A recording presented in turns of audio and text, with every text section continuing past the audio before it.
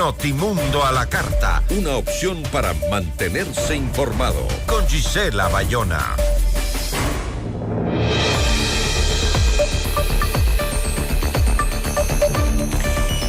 Esta mañana, el ex candidato presidencial Jan Topic acudió a la Corte Constitucional para presentar una acción extraordinaria de protección para defender su candidatura. ¿El Tribunal Contencioso Electoral tiene intereses políticos? Nuestra entrevista de hoy en Notimundo a la carta. Nos acompaña a esta hora Ángel Torres, juez del Tribunal Contencioso Electoral. Doctor, ¿cómo está? Muy buenas tardes. Gracias por estar con nosotros. Gracias por la invitación, Gisela. Muy amable. A ver, a juicio del señor Topic, si nadie reclama lo que pasó, lo que hizo el Tribunal Contencioso Electoral quedará como precedente para tumbar otras candidaturas bajo cualquier pretexto en otras elecciones. Han interpretado de forma burda la Constitución, fue lo que dijo. Pero vamos a lo de fondo. El Tribunal Contencioso Electoral hizo una interpretación de la ley asumiendo que el señor Topic todavía era beneficiario de contratos con el Estado, aun cuando éste había demostrado que las acciones de la empresa ya no le pertenecían. Es decir, los jueces fallaron a favor de una presunción, doctor. En primer lugar, permítame señalar que el derecho contiene, en efecto, el reconocimiento de derechos, como el de participación, pero también establece deberes u obligaciones. Para ser candidato a una dignidad de elección popular se requiere cumplir requisitos y no estar incurso en las prohibiciones establecidas en la Constitución y en la ley, en primer lugar. Luego, la interpretación del derecho es una técnica que todo operador debería conocerla y realizarla. En efecto, existen teorías como la teoría cognitivista, que algunos la defienden y que se trata de una interpretación puramente literalista del derecho. El profesor Paolo Comanducci dice que el formalismo jurídico no es defendido por autores medianamente relevantes y en este libro, que se llama La crisis del Estado de Derecho, que fue publicado en el año 2018 por la Universidad Externado de Colombia, consta un artículo de mi autoría en el que hago un estudio sobre la concepción formalista y antiformalista del derecho. Yo soy partidario de la teoría escéptica de la interpretación, es decir, todo texto normativo tiene que ser objeto de interpretación. Para hacerme entender por usted y por los que nos escuchan, Gisela, le voy a poner un ejemplo que no es mío, el del prohibido entrar perros al parque. Imaginemos que en el parque estuviese completamente cerrado con una puerta de acceso, con un letrero arriba que diga prohibido entrar perros al parque, con un guardia que se encargue de revisar que todo animal con las características de un perro no pueda ingresar. No importa si es un perro pequeñito, si es un perro de los que cuidan a las personas, no importa la condición, ningún perro podría ingresar, ¿verdad? Pero sí podría ingresar un tigre, podría ingresar un león, cualquier otro tipo de animal. Si se realiza una interpretación teleológica o finalista, ¿qué hay que hacer? Escudriñar cuál es el propósito, la finalidad del enunciado normativo. Entonces, podría estar prohibido que ingrese el perro por razones de salud o por razones de seguridad, en cuyo caso, el perro pequeño, el perro que no presenta riesgos puede ingresar, pero no puede ingresar ni el tigre ni el león. En el caso que no se Entonces, le vuelvo a hacer la pregunta. ¿Los jueces fallaron en favor de una presunción porque él presentó documentos que decían y que demostraban que las acciones de la empresa no le pertenecían? A ver, en efecto, él tuvo oportunidad, aunque no es parte procesal, se le permitió que presente incluso pruebas de descargo. Sin embargo, y a propósito, permítame señalarlo, en mi despacho estuvimos preparando un proyecto de sentencia para rechazar los recursos que fueron interpuestos por la Sociedad Patriótica y por Pachacuti. Por cierto, se ha dicho que son exactamente iguales y no es cierto. A ver, vamos paso a así. paso, ya vamos a hablar de en sí, pero vamos analizando poco a poco, porque este es un tema que creo que hay que analizarlo. Porque, ¿qué le parece si empezamos por recordar cuál fue la sentencia, ¿no? La sentencia que fue, por cierto, aprobada por usted, el juez Ángel Torres, dice que Topic sigue siendo beneficiario final de las empresas que tienen contratos con el Estado, aunque se haya deshecho de sus acciones. Este argumento fue presentado por usted, doctor, a pesar de que no estaba incluido en las denuncias del Partido Sociedad Patriótica y de Pachacutic, ni tampoco en los recursos planteados, doctor. Primero, entonces, ¿usted elaboró una sentencia que iba mucho más allá de los argumentos de los denunciantes? a ver, en primer lugar, permítame señalar que de acuerdo con el Código de la Democracia, el artículo 260 le permite al juez solicitar información que considere necesaria y pertinente en cualquier caso. Pero específicamente el artículo 269 del mismo Código, el último inciso, dice que los recursos subjetivos contenciosos electorales, estos se resuelven en mérito de los autos. Sin embargo, dice la ley que el tribunal, a través del juez, podrá solicitar información adicional necesaria para esclarecer los hechos que son motivo de su conocimiento. Entonces, yo tengo el deber de verificar, de buscar la verdad de los hechos. Entonces, lo dígame que querían entonces. es que falle en función. ¿Qué querían? ¿Esconder cierta información? Solicité información, permítame decirlo.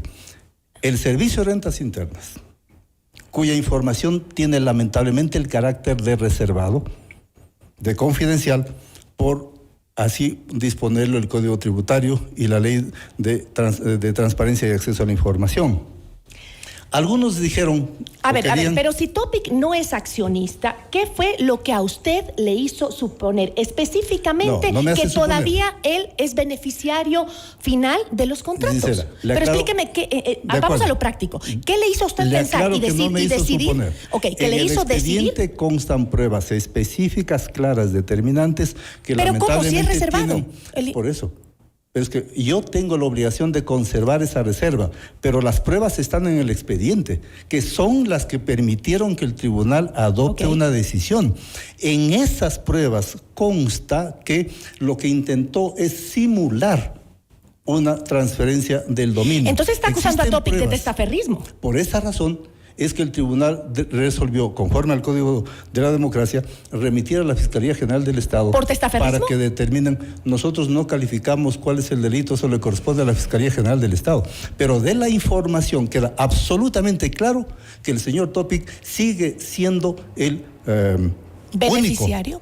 No beneficiario, el titular de las acciones. Pero además, Gisela, permítame decir eso también. El artículo 67 de la Ley Orgánica del Sistema Nacional de Contratación Pública determina que los consorcios, para firmar el contrato, tienen que hacerlo o celebrarlo mediante escritura, en la que además debe constar los datos del representante legal. Entonces, como sabemos los abogados, permítame terminar, como sabemos los abogados, las cosas en derecho se deshacen tal como se hacen. En consecuencia, la representación legal que intentaron cambiarla no la perfeccionaron conforme al ordenamiento jurídico, en cuya virtud, y esto es muy importante, el señor Topic sigue siendo legalmente el representante legal del consorcio. A ver, entonces explíqueme por qué el juez Fernando Muñoz, que fue quien presentó su voto salvado, cuestionó su proyecto de sentencia, dijo que la Constitución establece que la prohibición es para personas naturales que tengan contratos con el Estado, mas no habla de accionistas ni tampoco de representantes legales. Explíqueme entonces, usted, ¿qué puede decirnos al respecto? Si Torres interpretó entonces de una forma la ley y el Muñoz interpretó de otra forma la ley. Primero fuimos 4 jueces contra 1. Sí. El doctor Muñoz tiene derecho a postular su teoría cognitivista de la interpretación puramente literalista. Sobre eso hemos discutido con él varias ocasiones. Yo le insisto, Gisela, yo soy coherente con mi pensamiento filosófico jurídico. Yo soy coherente con mi pensamiento filosófico jurídico y aquí está el libro en el que el 2018, antes de ser juez, yo expresé mi opinión respecto de la interpretación del derecho. Yo voy a la sustancial, no a la mera formalidad. Dígame usted, Gisela, si usted sabe que alguien busca engañarle a través de una forma, formalmente, cuando en el fondo está determinado con las pruebas que no es como se dice, ¿cuál es el rol del juez?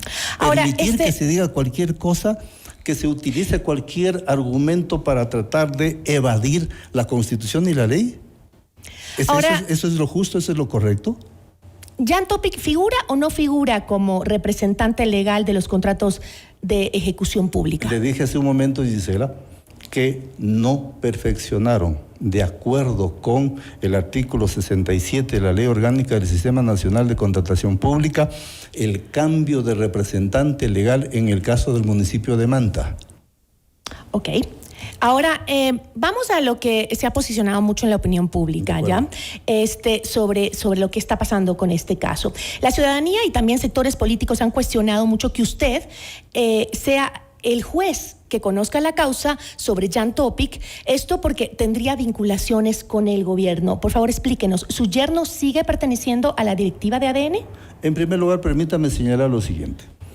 El Tribunal Contencioso Electoral realiza un sorteo electrónico para seleccionar al juez que le corresponde, en este caso, ser sustanciador de cualquier causa.